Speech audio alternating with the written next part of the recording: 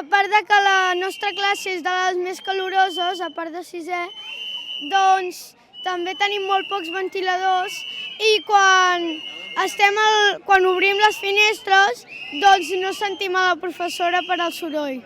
Hi ha gent que porta vanos i ventiladors portàtils a la motxilla, però encara fa més calor i a vegades a la classe ha arribat a 30 o 31 graus.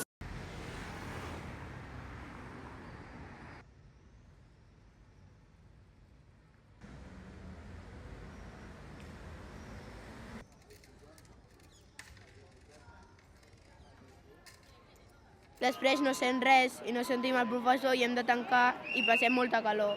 I després hem de buscar una altra aula que no faci tant de calor i per això volem que ens canviïn, que facin alguna mesura. Tenim uns aïllaments acústics que no permeten que els nens sentin a classe. Si jo ara ja haig de cridar perquè ens sentiu, això passa dintre la classe constantment. Els aïllaments són molt minsos, hi ha uns decibels que cada dia els nens aguanten 45 decibels de mitjana, el qual ja supera la normativa.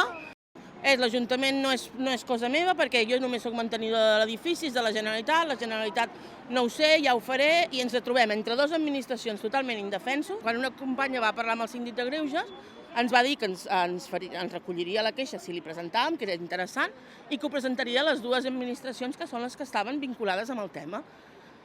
Però l'administració no ha contestat.